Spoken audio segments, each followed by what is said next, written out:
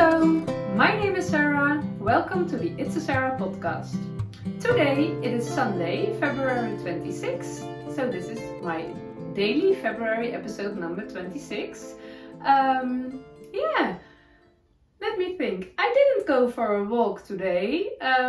Although it's quite sunny and bright and nice weather, my husband went for a walk and I was busy with cleaning, and I made an apple pie. we just when I'm finished we will have some tea and apple pie. I really love it, and I made soup, and I was just busy, and it's actually quite nice in the weekends. Sometimes we walk together, but when he walks with the dog, so I really love doing it. But not have to is also quite nice. So I don't have any outside filming today, because I had my coffee in the garden because the sun is shining, but it's very cold. It's a very cold wind. So that was my only outside minute today. Let me start. My Felix is hanging over there, and I filmed it for you, so probably you see it now or you already have seen it. My Felix is hanging there. It's dry, it's finished, it's lovely, it's wonderful, and I decided to save my first wear moment for the last day of February, coming Tuesday. I didn't plan that, but it's just feeling natural that I save the February Felix cardigan to end this special month for me with you. So I'm looking forward. Normally I I did try on, and it made me very happy, but normally I wear my new knits immediately. But it's also good to be a little bit impatient and looking forward to Tuesday when I can put it on. So that's nice, and now I can enjoy the cardigan just hanging there. I really love the color, and I really love the feeling, the February feeling. It's in that cardigan right now. And to my left on the ground is laying my ankle sweater drying. I blocked it. I ripped out the border and 20 rows of the body. And then I added the border again. I do know that I didn't have to re-knit it. Oh, that's quite interesting. I should have done that. Okay, let me tell you. When I've cut a little piece, one stitch, a little yarn end, and I ripped out and I saved the ribbing. And I ripped out the body, and I could Kitchener the ribbing together with the body stitches, so I didn't have to re-knit the body. But I wasn't. I didn't mind re-knitting the ribbing. But there's a but, and I should have done it. I now realize because my ribbing is wobbly, and it was also with this one. Because my yarn was wobbly too, the ribbing, the stitches aren't nice and even, and it did get better with this one, but this is non-superwash yarn. Maybe that's a bit more forgivable. Non-superwash merino is not forgivable to me, and I need a bit of a forgivable yarn. That's why Lopi yarns are my favorite, I guess. But the stitches are dancing, and although I did block them, and they are still not neat and straight. And when I did the Kitchener trick, that wouldn't be a problem at all. Okay. Because I want to crop everything, that's an important thing to remember when I will do it again. Okay, but I didn't do it there. It's okay. I learn by doing. You learn by doing, Sarah. It's okay. So, okay. Then the next thing, maybe you have seen it laying there. I received a very special and very beautiful gift from a lovely Dutch viewer. Her name is Ellen. and this is this lovely pillow. It is not the embroidery cross-stitch pillow, but the Smyrna. I don't know if that's an English word too. It's a technique, I guess, with little yarn ends and a tool, and you pull them through, and then I've heard about needle pointing. Do you call this needle pointing? I'm not sure. But she messaged me and she said, I was watching your video about all the pillows, and I have such a pillow laying in my house. I made it once for my daughter, but it isn't used, and I would love to send it to you if you want. And I was, of course I wanted that, but I was a bit afraid she would regret it. How can you give something beautiful away? How can you not want to keep it for yourself? So I asked her to really think good about it and feel about it. Do you really want to give it to me? And she said, yes, I really want to. So yesterday it came in the mail, and yeah, it's very lovely. I really love it. It's such a neat and beautiful pillow. So it's laying on the couch with his brothers and sisters, and it just belongs there. So it absolutely makes me very happy. So thank you, dear Ellen. I don't think you watched this one, but yeah, it's lovely that the February feeling, the special feeling I have from this month, from this daily episodes, and especially from all your nice words.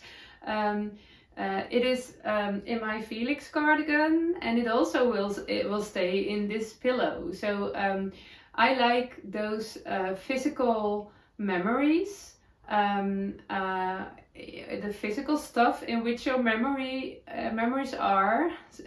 So when February is over, and every time I will see this pillow, I will feel that nice February feeling. And every time I wear my Felix, I will feel that nice February feeling about the connection and the inspiration and all the love and all the knitting and all the crochet. So yeah, that's really nice. So it's a really nice memory to this month. So she made me very happy.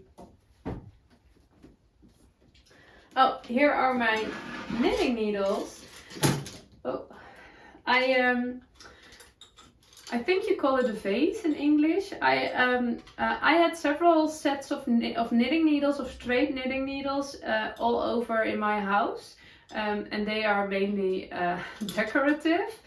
Because I never use straight needles, I always knit on circular needles, and now and then there are a few double pointed needles as well. I use them, I do use them, but the straight needles I don't use. But I collected them in the thrift shop, all the colors, and yeah, I didn't want to get rid of them. I really want to keep them. Although I never knit with them. When my children were younger, she knitted with those needles now and then. But I just really love them, how they look. And they were on my desk in a tiny vase. But then when I put them all together, that didn't fit. So I put my flower vase.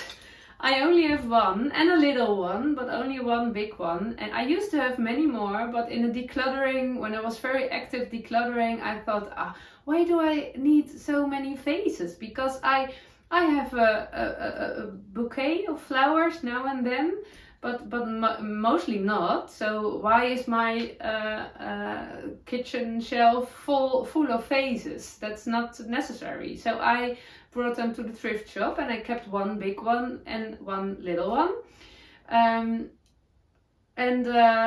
Now, last week, my neighbor, she brought me I don't know, do you say, in Dutch we say a bos. I don't think bouquet is the right word, but a bunch of tulips. Do you say a bunch? And I need this vase, so I had to find something else for my knitting needles, and I found a terracotta flower pot, so they could be in there. And now the tulips they are not beautiful anymore, so I put them away. And I was in the thrift shop yesterday, and I saw such a similar kind of vase, and I thought, oh, I need to bring it with me because I don't need. And then I thought, no, it's perfect now. The knitting needles can be in a terracotta pot for 1 week. They are not complaining. They are absolutely happy there. And when the flowers are gone, you can put them back. So there was a day you get rid of all those vases. You aren't collecting new one right now. Oh yeah, I remembered. But I do have to confess, I did buy something. Oh, it is so lovely. I wouldn't buy anything new in 2023, and technically this is not something new because I was in a thrift shop. I know you have several names for it. It seems to me every country has another name for those second-handed shops. In Dutch we say kringloopwinkel. In English I will use thrift shop. So for the second-hand stuff. But I also didn't want to buy anything in the second-handed shop, in the thrift shop. Because we own a lot of stuff, and it's enough. It makes us happy. And when something would be broke, we went to the thrift shop because a little, oh yeah, how do you say it? Oh, there's another basic word again. I don't know. Do you call it a pan? In Dutch we say pan. You cook in a pen? No, not in a pen. That's a pen. You write with a pen. The thing you cook with. You have them in several sizes, and you make dinner in them. But we have a little thing, a little round thing with steel. Do you say pen? No, don't say pen. But the one we make porridge in every day, it broke. So we needed a new one, and I didn't want to buy a new one, so we went to the thrift shop. But we didn't find a nice one, but we did find something better. But you can't make porridge in it. It's not really crafting related. Well, it is crafting related. I will show it tomorrow because it's downstairs and my family is downstairs right now. Tomorrow I will be home alone, so I can film downstairs. And I will show it to you. It's again a bit of a cliffhanger. I like them. I like cliffhangers. Yeah, I did broke that rule also. And it's only February. Oh, it was not my plan to buy anything. But when I show it to you tomorrow, you understand why I couldn't let it in the thrift shop. Why it has to come with me to my home. Okay, let's go to knitting.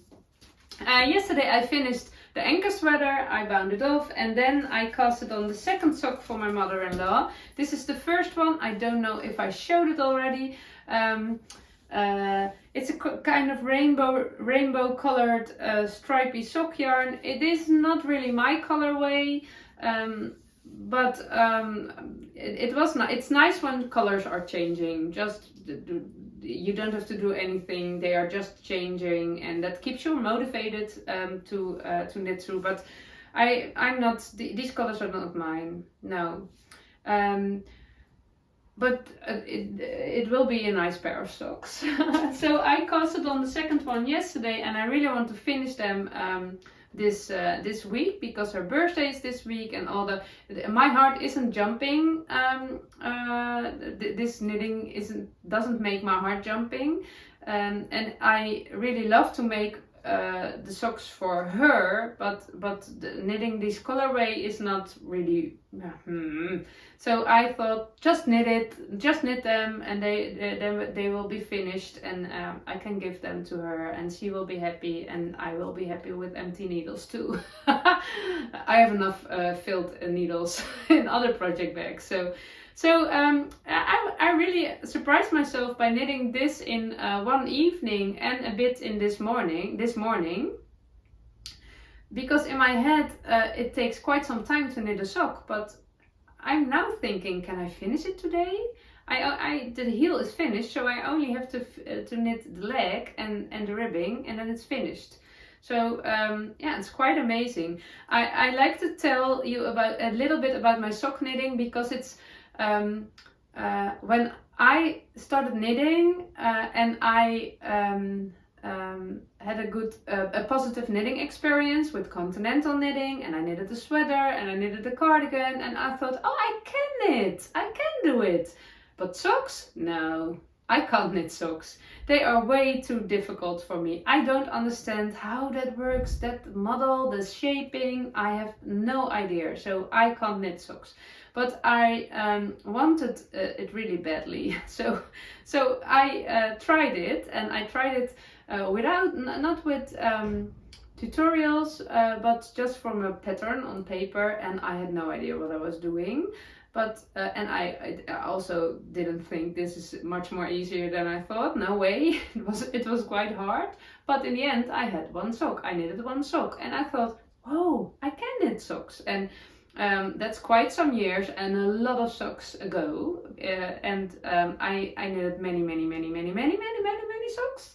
And now I have my own sock recipe, the way I like it, the heel I like it, and it changed through the years, and probably it will be changing, but it's quite interesting that something which you thought it would be too hard can be so easy.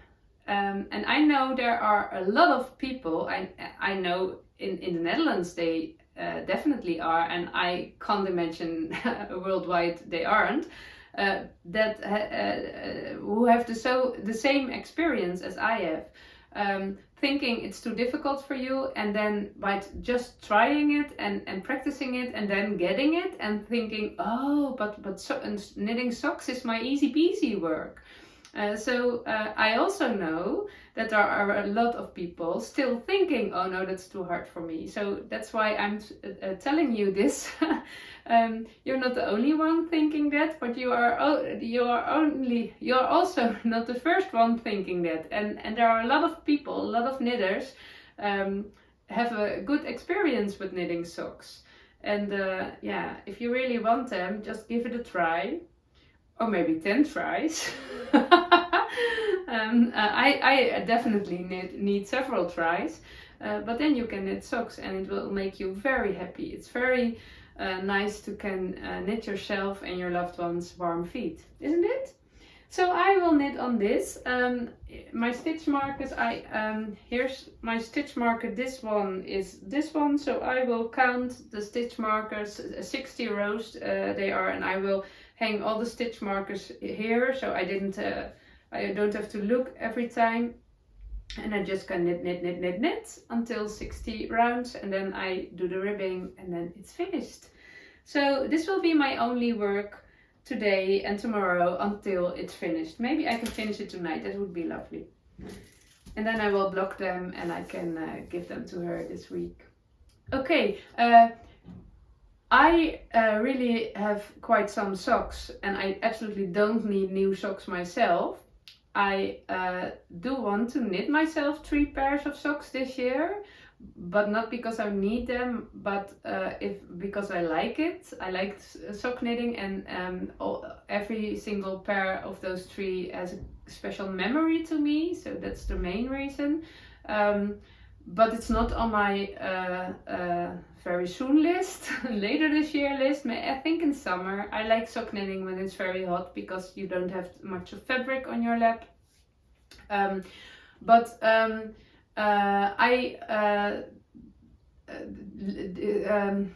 looked at my basket with my socks. I keep my socks in a basket, and I like to keep the basket neat and tidy and structured. But when I looked in my basket, I thought, oh, what's happening there? That's not how you want it.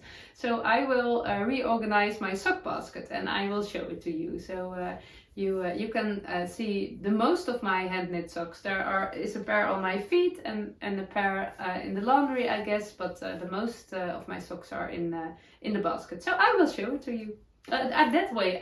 Last week I pointed that way, but I have to point that way. And after that, I will go drinking tea with my family and eat a little piece of apple pie, and we'll sit and knit. So I see you tomorrow.